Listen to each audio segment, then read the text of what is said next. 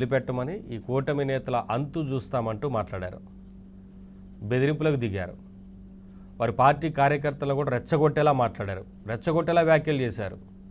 ఒకవైపున గుంటూరుకి ఇటువైపు ఉన్న వాళ్ళని లాక్కొచ్చి కొడతామని, అటువైపు ఉన్న వాళ్ళని నరికి పారేస్తామంటూ వ్యాఖ్యలు చేశారు. తీవ్ర పదజాలంతో దూషిస్తూ మాట్లాడారు. ఒకవైపున అధికారం కోల్పోయారు. 11 సీట్లకే ప్రజలు పరిమితం చేశారు.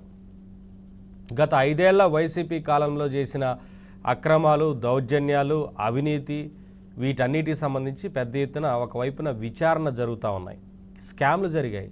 లిక్కర్ స్కామ్ జరిగింది, భూమాఫియా రెచ్చిపోయారు, భూ ఆక్రమణలకు పాల్పడ్డారు, ఇసుక దందా చేశారు, గ్రావెల్ తవ్వకాలు, చెప్పుకుంటూ పోతే చాలా ఉన్నాయి. ఇలా వీటన్నిటి మీద ఎంక్వైరీ జరుగుతూ ఉంది. ఆ క్రమంలో కొంతమందిని ఇప్పటికే అరెస్టు చేస్తూ వస్తున్నారు. దీన్ని కూడా కక్ష సాధింపు చర్య అంటూ వైసీపీ వారిని వారు సమర్థించుకునే ప్రయత్నం చేస్తున్నారు. ఆధారాలతో సహా బయటకు వస్తున్నప్పటికీ ఇంకెందుకు సమర్థించుకుంటున్నారో అర్థం కావట్లేదు. ఈ విషయాన్ని కక్ష సాధింపని, మేము అధికారంలోకి వస్తే వదిలిపెట్టమని మాట్లాడుతున్నారు. ఎవరు చెప్పినా వినేదే లేదంటూ మాట్లాడుతున్నారు. ఒక కారుమూరే కాదు, ఇలా వైసీపీ నేతలు అందరూ కూడా ఈ మధ్య కాలంలో ఇదే రకంగా దురుసుగా దూషిస్తూ మాట్లాడుతున్నారు. చాలా తీవ్ర పదజాలంతో మాట్లాడుతున్నారు, తీవ్ర వ్యాఖ్యలు చేస్తున్నారు. కళ్ళు మూసుకుంటే మనమే అధికారంలోకి వస్తామంటూ వారి అధినేత చెప్తున్నారు. ఇప్పుడు అదే అంటున్నారు, కూటమి నేతలు ఏం చేసినా మళ్ళీ మా కోటేస్తారంటూ వైసీపీ నేతలు ఎందుకు చెప్తున్నారో అర్థం కావడం లేదు. అంటే వారు చేసిన అక్రమాలు ఇవన్నీ ప్రజలు మర్చిపోలేదు కదా. గత 5 ఏళ్లలో ఎన్ని విధ్వంసాలు సృష్టించారు, ఏ రకంగా అన్ని ప్రాంతాల మధ్య చిచ్చు పెట్టే రకంగా వ్యవహరించారు, ఇవన్నీ ప్రజలు మర్చిపోలేదు. కానీ వారు చేసిన ఈ అరాచకాల మీద మాత్రం ఎంక్వైరీ చేస్తే కక్ష సాధింపు అంటూ ఇవాళ మాట్లాడుతున్నారు. పోనీ వారి పార్టీకి సంబంధించిన నేతలే మాట్లాడుతున్నారా అంటే కాదు, వారి అధినేత అదే తీరు. పోలీసుల మీద ఇష్టారీతిన మాట్లాడారు. మనం చూసాం ఇంతకుముందు ఏ రకంగా పోలీసుల గురించి దూషిస్తూ తీవ్ర పదజాలంతో వారి మీద కూడా వారి అధినేత మాట్లాడారు, జగన్మోహన్ రెడ్డి. అంటే వారి అధినేతలో ఏ రకంగా మాట్లాడతారో, ఏ డైరెక్షన్ ఇస్తున్నారో అదే డైరెక్షన్లో వీరందరూ కూడా వెళ్తున్నారు. అంటే ఎందుకు ఇలా మాట్లాడుతున్నారు?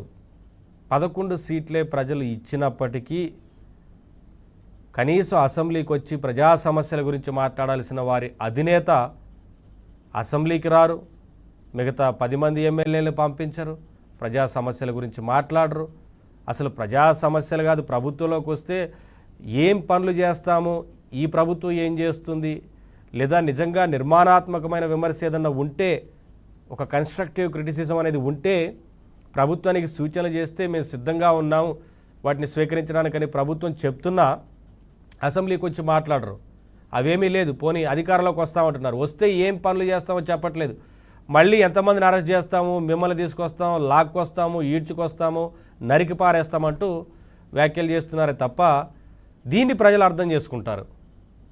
గత 5 ఏళ్ళు చేసిందని ప్రజలు అర్థం చేసుకున్నారు కాబట్టే 11 సీట్లు ఇచ్చారు.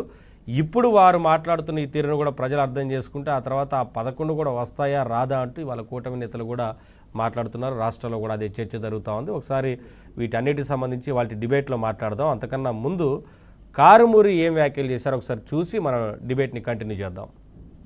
ఇది మొన్ననే నేను మొన్న పెద్దిరెడ్డి గారి దగ్గరికి వెళ్ళాను. మా మీద కక్ష చూపించకండి, రేపొద్దున మేమేం మీతో గొడవ పడతలేదు, మీరు రేపొద్దున మీద మా కక్ష పెట్టుకోకుండా అని అన్నారు. ఇది మాత్రం ఆగదు. గుంటూరు యువతల నుంచి ఇంట్లోంచి లాగి కొడతారు, గుంటూరు అవతల నుంచి నరికి పడేస్తారని చెప్పి వాళ్ళ ఇంటికి మన ఇల్లు ఎంత దూరమో మన ఇంటికి వాళ్ళంత దూరం. అంటే ఏమాత్రం మరి ఆలోచించి మాట్లాడుతున్నారా, ఎందుకు ఇలా మాట్లాడుతున్నారో అర్థం కావడం లేదు. వారి పార్టీ అధినేత డైరెక్షన్లోనే వెళ్తున్నట్లు కనిపిస్తూ ఉంది. ఎందుకంటే వారి పార్టీ అధినేత కూడా ఇదే రకంగా వ్యాఖ్యలు చేస్తున్నారు. బట్టలు ఇప్పి నిలబెడతామని మాట్లాడారు జగన్మోహన్ రెడ్డి. ఇప్పుడు కారుమూరి వ్యాఖ్యలు మనం చూసాం. అంటే లాక్కొచ్చి కొడతాము, నరికి పారేస్తాము అంటే ఏంటి? ఒక మంత్రిగా పనిచేసిన వ్యక్తి కనీసం ఎలా మాట్లాడాలో కూడా తెలియక కాదు, రెచ్చగొడుతున్నారు వారి కార్యకర్తల్ని. రెచ్చగొట్టి గతంలో కూడా ఇదే రకంగా రెచ్చగొట్టి వారు అసభ్యకరంగా మాట్లాడేలా చేసి, పోస్టులు పెట్టేలా చేసి, వారి మీద కేసులు నమోదై అరెస్టులు అవుతుంటే అందరు అడ్రస్ లేకుండా పోయారు. మరొకసారి రెచ్చగొడితే